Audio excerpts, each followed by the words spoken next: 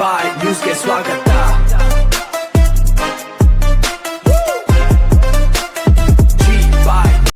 ನಮಸ್ಕಾರ, ಜೀವೈ ನ್ಯೂಸ್ ಟಿವಿಗೆ ಸ್ವಾಗತ.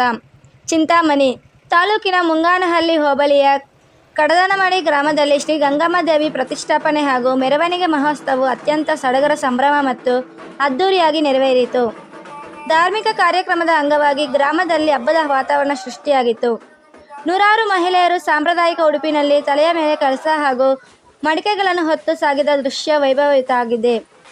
ಮಂಗಳವಾದ್ಯಗಳು, ಡೋಲು ಮತ್ತು ತಮಟೆ ವಾದನಗಳ ಲಯಬದ್ಧ ಧ್ವನಿಗೆ ಯುವಕರು ಹಾಗೂ ಭಕ್ತಾದಿಗಳು ಹೆಜ್ಜೆ ಹಾಕುತ್ತಾ ಮೆರವಣಿಗೆಯಲ್ಲಿ ಸಾಗಿದರು. ಗ್ರಾಮದ ಪ್ರಮುಖ ರಸ್ತೆಗಳಲ್ಲಿ ದೇವಿಯ ಭವ್ಯ ಮೆರವಣಿಗೆ ಸಾಗಿದ ನಂತರ ದೇವಸ್ಥಾನದಲ್ಲಿ ವಿಶೇಷ ಪೂಜಾ ಕಾರ್ಯಕ್ರಮಗಳು ಜರುಗಿದವು. ಅರ್ಚಕರು ಶಾಸ್ತ್ರೋಕ್ತವಾಗಿ ಮಂತ್ರಘೋಷಗಳೊಂದಿಗೆ ಶ್ರೀ ಗಂಗಮ್ಮ ದೇವಿಯ ಪ್ರತಿಷ್ಠಾಪನಾ ಕಾರ್ಯವನ್ನು ನೆರವೇರಿಸಿದರು. ಈ ಸಂದರ್ಭದಲ್ಲಿ ಭಕ್ತರು ದೇವಿಗೆ ಕರ್ಪೂರದ ಆರತಿ ಬೆಳಗಿ ಧೂಪ ಹಾಕಿ ಭಕ್ತಿಭಾವದಿಂದ ಪ್ರಾರ್ಥನೆ ಸಲ್ಲಿಸಿದರು. ಈ ಧಾರ್ಮಿಕ ಮಹೋತ್ಸವದಲ್ಲಿ ಆಲ್ ಇಂಡಿಯಾ ಬಹುಜನ ಸಮಾಜ ಪಾರ್ಟಿಯ ರಾಜ್ಯಾಧ್ಯಕ್ಷರಾದ ಮಾರಸಂದ್ರ ಮುನಿಯಪ್ಪ ಅವರು ಮುಖ್ಯ ಅತಿಥಿಗಳಾಗಿ ಭಾಗವಹಿಸಿ ಮಾತನಾಡಿದರು. ಶಿಕ್ಷಣದ ಮಹತ್ವವನ್ನು ನಾವು ಅರಿಯಬೇಕಾಗಿದೆ.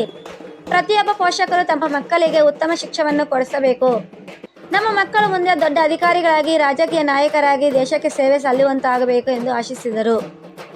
ಇದೇ ಸಂದರ್ಭದಲ್ಲಿ ಬಾಬಾ ಸಾಹೇಬ್ ಅಂಬೇಡ್ಕರ್, ಜ್ಯೋತಿಬಾ ಫುಲೆ ಅವರ ಕೊಡುಗೆಗಳನ್ನು ಸ್ಮರಿಸಿದ ಅವರು, ಹಿಂದುಳಿದ ವರ್ಗಗಳ ಮತ್ತು ಸಮಾಜದ ಪ್ರತಿಯೊಬ್ಬರ ಪ್ರಗತಿಗೆ ಶಿಕ್ಷಣವೇ ಮೂಲಾಧಾರ ಎಂದರು.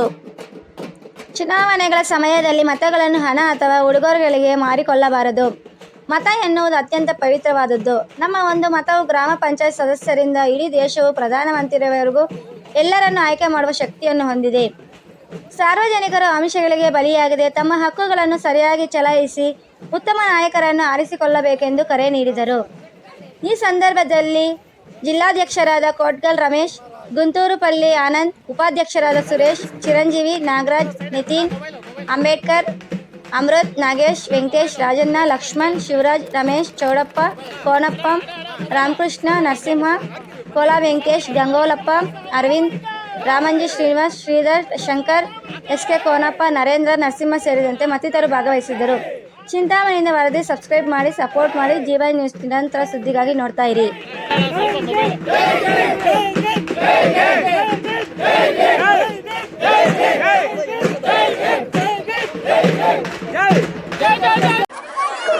ಗ್ರಾಮದಲ್ಲಿ ಗಂಗಮ್ಮ ತಾಯಿಯನ್ನ ಪ್ರತಿಷ್ಠಾಪನೆಯನ್ನ ಮಾಡಿದ್ದೀರಾ. ಈ ಕಾರ್ಯಕ್ರಮದಲ್ಲಿ ಎಲ್ಲ ಮಹಿಳೆಯರು ಭಾಗವಹಿಸಿದ್ದಾರೆ. ಇಲ್ಲಿ ಠಾಣಾಧಿಕಾರಿಗಳು ಕೂಡ ಭಾಗವಹಿಸಿದ್ದಾರೆ. ಅದೇ ರೀತಿ ನಮ್ಮ ಆಲ್ ಇಂಡಿಯಾ ಬಹುಜನ ಸಮಾಜ ಪಕ್ಷದ ಜಿಲ್ಲಾಧ್ಯಕ್ಷರಾದಂಥ ರಮೇಶ್, ಅದೇ ತರ ದಲಿತ ಸಂಘರ್ಷ ಸಮಿತಿ ಕೃಷ್ಣಪ್ಪನವರ ಸ್ಥಾಪನಾ ಡಿಎಸ್ಸಿಗಳ ಅಧ್ಯಕ್ಷರು ರಾಜ್ಯಕ್ಕೆ, ಅದೇ ರೀತಿ ನಮ್ಮ ಸುರೇಶ್ ಅವರು, ಗಣೇಶ್ ಅವರು ಕೊಟ್ಟರು. ಹಾಗಾಗಿ ಈ ದೇಶಕ್ಕೆ ಬಹಳ ಹೋರಾಟವನ್ನು ಮಾಡಿ 1902ರಲ್ಲಿ ಪರಮಪುರುಷ ಬಾಬಾ ಸಾಹೇಬ್ ಅಂಬೇಡ್ಕರ್ ಅವರು ಒಂದು 15% ಕೇಂದ್ರ ಮತ್ತು ರಾಜ್ಯದಲ್ಲಿ ಉದ್ಯೋಗ, ವಿದ್ಯಾಭ್ಯಾಸ ಮತ್ತು ಪಾರ್ಲಿಮೆಂಟ್ ಅಸೆಂಬ್ಲಿನಲ್ಲಿ ಎಲ್ಲ ಹಂತದಲ್ಲೂ ಕೂಡ ರಿಸರ್ವೇಷನ್ ಕೊಡಬೇಕಂತ ಹೋರಾಟ ಮಾಡ್ತಾ ಬಂದ್ರು. ಅವರು ಎಸ್ಸಿಗೆ ಕೇಳಲಿಲ್ಲ. ಇವಾಗ ಇದ್ದಂತ ಸೂತ್ರದಲ್ಲಿ ಯಾರು ಒಕ್ಕಲಿಗರು, ಲಿಂಗಾಯತರು, ರೆಡ್ಡಿ, ನಾಯ್ಡು, ಕುಮಾರ್, ಕುಂಬಾರ ಎಲ್ಲ ಸೂತ್ರಿಗೆ ಬರ್ತಾರೆ. ಅತಿ ಸೂತ್ರದಲ್ಲಿ ಯಾರು ಅಂದ್ರೆ ಗಳೆಯರು, ಮಾದಿಗರು, ಲಂಬಾಣಿ, ಗೋರಿ, ಕೊರ್ಮ, ಪಕ್ಷ, ವಾಲ್ಮೀಕಿ ಎಲ್ಲ ಅತಿ ಸೂತ್ರಿಗೆ ಬರ್ತಾರೆ. ಹಾಗಾಗಿ ಎಸ್ಸಿನಲ್ಲಿ 2 ಜಾತಿ ಇದೆ, ಎಸ್ಸಿನಲ್ಲಿ 50 ಇದೆ, ಹಿಂದೂ ವರ್ಗದಲ್ಲಿ ಸುಮಾರು 400-500 ಜಾತಿಗಳಿದೆ. ಈ ಜಾತಿಯನ್ನು ಹುಟ್ಟಾಕಿದ್ದು ಯಾರಪ್ಪ ಅಂದ್ರೆ ಬ್ರಾಹ್ಮಣರು. ಈ ಜಾತಿಯನ್ನು ಹುಟ್ಟಾಕಿದ್ದು ಯಾರಪ್ಪ ಅಂದ್ರೆ 10,000 ವರ್ಷದ ಹಿಂದೆ ಬ್ರಾಹ್ಮಣರು. ಅದಕ್ಕಿಂತ ನಂತರ ಜಾತಿ ಇರಲಿಲ್ಲ, ಧರ್ಮನೂ ಇರಲಿಲ್ಲ. ಇತ್ತೀಚೆಲ್ಲ ಕಂಪ್ಲೀಟ್ ಬುದ್ಧಿಸ್ಟ್ ಮಾತ್ರ ಇದ್ದಿತ್ತು. ನಾವೆಲ್ಲ ಬೇಸಿಕಲ್ ಬುದ್ಧಿಸ್ಟ್ ನಾವು. ಹಾಗಾಗಿ ನಮ್ಮ ರಾಜರು ಈ ದೇಶವನ್ನೆಲ್ಲ, ದೇಶದ ಖಂಡವನ್ನ 400 ವರ್ಷಗಳ ಕಾಲ ಅಧಿಕಾರ ಮಾಡಿದ್ದಾರೆ. ಅಶೋಕ ಚಕ್ರವರ್ತಿ ನಮ್ಮ ಪೂರ್ವಿಕರು, ಗೌತಮ ಬುದ್ಧ ನಮ್ಮ ಪೂರ್ವಿಕರು, ಮೌರ್ಯರು ನಮ್ಮ ಪೂರ್ವಿಕರು. ಅವರ ಹೊತ್ತು 400 ವರ್ಷಗಳ ಕಾಲ ದೇಶ ಖಂಡವನ್ನು ಆಳಿದ್ದಾರೆ. ನಮ್ಮ ಕೊನೆ ರಾಜ ಮೋಸ ಮಾಡಿ ಕೊನೆ ಮಾಡಿ ಹೋದವರು. ಅವಾಗ 10,000 ವರ್ಷಗಳ ಇದ್ದಂತ ದರಿದ್ರವನ್ನೆಲ್ಲ ಮತ್ತೆ 4,000-6,000 ಜಾತಿ, 1,00,000 ಜಾತಿಯನ್ನ ಮಾಡಿದ್ವು.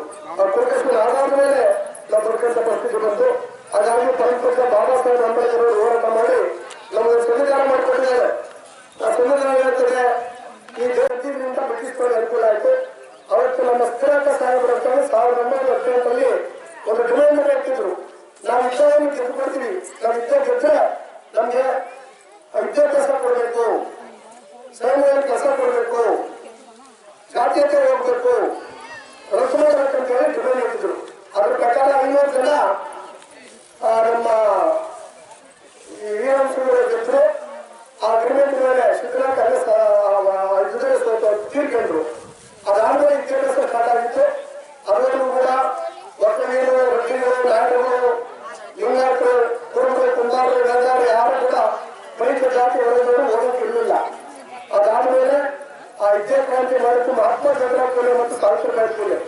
ಮೊದಲನೇದಾಗಿ 2000 ವರ್ಷ ಆದ್ಮೇಲೆ ನಮಗೆ ಒಂದು ಉದ್ಯೋಗ ಮಾಡಬಹುದು, ಬಂಗಾರ ಹಾಕ್ಬೋದು, ತುಪ್ಪನ್ನ ತಿನ್ಬೋದು, ರಾಜಕೀಯದಲ್ಲಿ ಓಡಾಡ್ಬೋದು, ಉದ್ಯೋಗ ಮಾಡಬಹುದು ಅಂತ ಕಾನೂನು ಮಾಡಿದ್ದು 1902ರಲ್ಲಿ ಛತ್ರಪತಿ ಸಾಹುಮಹಾರಾಜ್ ಅಂತ. ಅಂಬೇಡ್ಕರ್ ಓದಿಸಿದ್ದು, ಬರ್ಸಿದ್ದು, ಗರಟಿ ಎಲ್ಲ ಕಲಿಸಿದ್ದು ಕೂಡ ಛತ್ರಪತಿ ಸಾಹುಮಹಾರಾಜ್ ಅವರು. ಅವ್ರು ಲಕ್ಷಿಲ್ಲ ಅಂದ್ರೆ ಅಂಬೇಡ್ಕರ್ ಜಗತ್ತಲ್ಲಿ ಆಡಳಿತ ಆಗ್ತಾ ಇರಲಿಲ್ಲ. ಅದೇ ತರ ಕೃಷ್ಣರಾಜ ಒಡೆಯರು ಹಳೆ ಮಾಡಿಸ್ಬಿಟ್ಟು ನಿಮ್ಮ ಕೋಲಾರ ಚಿಕ್ಕಬಳ್ಳಾಪುರ ಹಳೆ ಮಾಡಿಸ್ಬಿಟ್ಟು ಒಮ್ಮಟ್ಟಿಗೆ ಗೋಲ್ನ ಕೊಡ್ತೀನಿ. ಕನ್ನಡ ಗೊತ್ತಾಗ್ತದಿಲ್ಲ, ಕರ್ಕೊಳ್ತೀನಮ್ಮ, ಕಟ್ಟದಿಲ್ಲ ಹಾಕೋದಿಲ್ಲ. ಹಾಗಾಗಿ ನೀವು ಹಬ್ಬ ದೇವರು ಮಾಡೋದ್ರ ಜೊತೆಯಲ್ಲಿ ನಿಮ್ಮ ಮಕ್ಕಳನ್ನ ಚೆಂದಾಗಿ ಓದಿಸ್ಬೇಕು. ನಮ್ಮ ಮಕ್ಕಳು ಯಾವತ್ತೂ ಕೂಡ ಇಂಜಿನಿಯರ್ ಆಗ್ಬೇಕು, ಡಾಕ್ಟರ್ ಆಗ್ಬೇಕು, DC ಆಗ್ಬೇಕು, AC ಆಗ್ಬೇಕು, SP ಆಗ್ಬೇಕು, ಜಿಲ್ಲಾ ಪಂಚಾಯತಿ ಮೆಂಬರ್ ಆಗ್ಬೇಕು, ಅಧ್ಯಕ್ಷರಾಗಬೇಕು, MLA ಆಗ್ಬೇಕು, ಮಿನಿಸ್ಟರ್ ಆಗ್ಬೇಕು ಅಂತ ಹೇಳಿ ಆಸೆಯನ್ನ ಇಟ್ಕೊಬೇಕು. ಹಾಗಾಗಿ ಇವತ್ತ ಬ್ರಾಹ್ಮಣ ಹೆಣ್ಮಗಳು ಅವ್ರಿಗೆ ಒಂದು ಗಂಡು ಮಗಾನ ಹೆಣ್ಮಗ ಹುಡ್ತದೆ ಅಂದ್ರೆ ಅವ್ರು ಯಾವ್ಯಾರ ಮಾಡಿ IAS ಮಾಡಿಸ್ಬೇಕು, DC ಮಾಡಿಸ್ಬೇಕು, ಕಮಿಷನ್ ಮಾಡಿಸ್ಬೇಕು ಅಂತ ಯೋಚನೆ ಮಾಡ್ತಾರೆ. ಅದು MLA ಮಾಡ್ಬೇಕು ಅಂತ ಯೋಚನೆ ಮಾಡ್ತಾರೆ, ಇಲ್ಲ ರಾಜ್ಯದ ಮುಖ್ಯಮಂತ್ರಿ ಮಾಡ್ಬೇಕು ಅಂತ ಯೋಚನೆ ಮಾಡ್ತಾರೆ.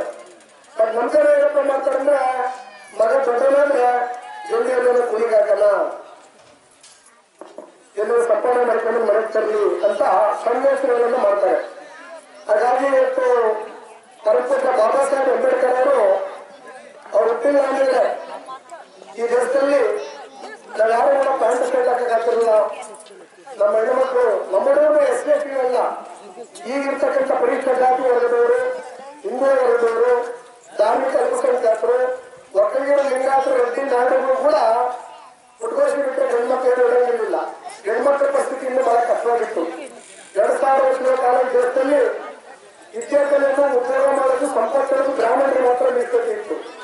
ರಾಜ್ಯಭಾರ ಆಗೋದು ಕ್ಷತ್ರಿಯರಿಗೆ ಮಾತ್ರ ಇತ್ತು. ವ್ಯಾಪಾರ ಮಾಡೋದು ವೈದ್ಯರಿಗೆ ಮಾತ್ರ ಇತ್ತು.